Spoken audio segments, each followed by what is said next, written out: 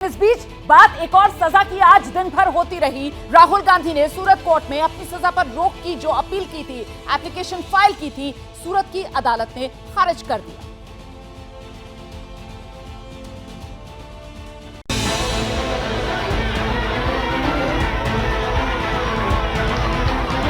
सूरत court में राहुल की appeal जैसे ही रिजेक्ट हुई, जज साहब ने जैसे ही मानहानि केस में सजा पर रोक लगाने वाली एप्लीकेशन खारिज की, बीजेपी ने एक बार फिर 2024 के चुनाव के लिए तरकश से ओबीसी मुद्दे का तीर निकालकर कांग्रेस पर दाग दिया।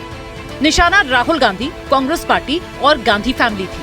पूरे देश में खुशी का माहौल है और खास करके पिछड़े वर्ग में, जिस पिछड़े वर्ग के लिए राहुल गांधी ने आपत्तिजनक शब्दों का प्रयोग किया था, उन्हें गाली देने का काम किया था। This is I would say slap on the face of the arrogance of the Gandhi family. Rahul ji, आपने कहा था मैं तो राहुल गांधी हूं। कान पकड़ के उठक बैठक करके आपने सुप्रीम कोर्ट में माफी मांगी थी। अभी भी मौका है, अहंकार को त्यागिए, त्यजिए अहंकार को और देश के सामने ओबीसी वर्ग से क्षमा याचना करिए कि जो मैंने किया गलत किया, मुझे ये नहीं करना चाहिए। बीजेपी को ओबीसी का मुद्दा इसलिए सूट करता है क्योंकि बीजेपी इसे सीधे तौर पर पीएम मोदी से कनेक्ट करने की कोशिश करती है। लोकसभा चुनाव के लिए पीएम मोदी और राहुल गांधी के बीच डायरेक्ट सियासी फाइट की नींव तैयार कर रही है।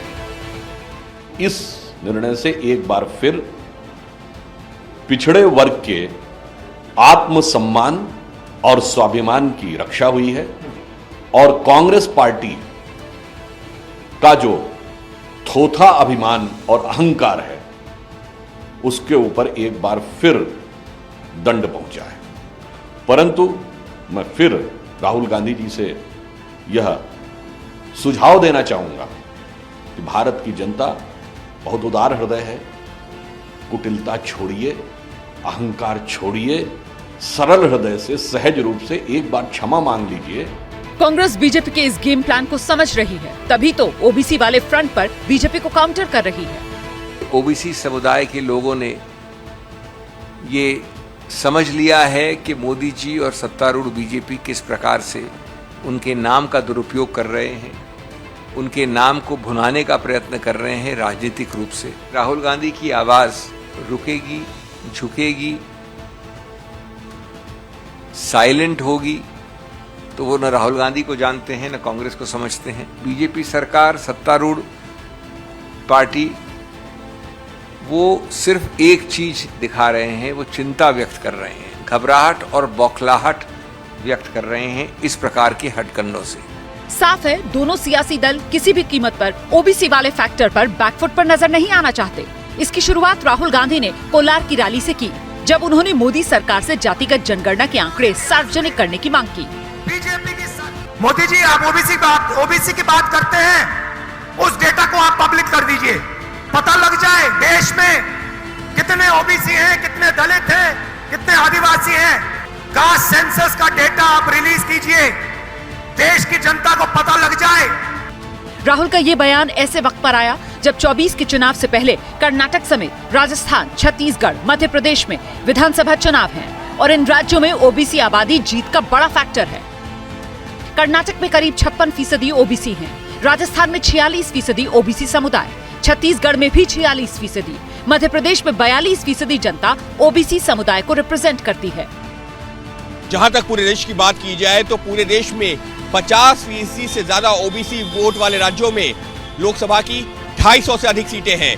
वहीं अगर हम पूरे देश की बात करते हैं तो 400 से अधिक लोकसभा की सीटें ऐसी जगहों पर हैं जहां पर ओबीसी वोटों का खासा प्रभाव रहता है। कांग्रेस ओबीसी वोटरों के बीच इतनी मेहनत इसलिए भी कर रही है क्योंकि 1996 के बाद से कांग्रेस का ओबीसी वोट बैंक 25% से घटकर 15% पर आ गया है, जबकि बीजेपी का ओबीसी वोटर 19% से बढ़कर 44% तक पहुंच गया। यही वजह है कि अब ओबीसी वाले वोट बैंक पर दो बड़े सियासी दलों की नजर है। राहुल तो अब प्रधानमंत्री मोदी की तरह चाय पर चर्चा तक करते हुए दिखाई दे रहे हैं और उनका वाला डिस्क्वालिफिकेशन केस इस कड़ी में जोड़कर देखा जा रहा है। क्या मजबूरी है मेरी, बताइए। मैं अभी आपको बताती हूँ कि मैंने। ओए होए होए होए, नमकीन के चटकारे लेते हुए टकटकी मार के डिबेट शो को पॉज रिपीट कर करके देख रहे हैं जोगिंदर जी। इनकी तरह आप भी देखें अपनी फेवरेट डिबेट्स को रिपीट कर और डाउनलोड कीजिए एबीपी लाइव ऐप अपने स्मार्ट टीवी पर।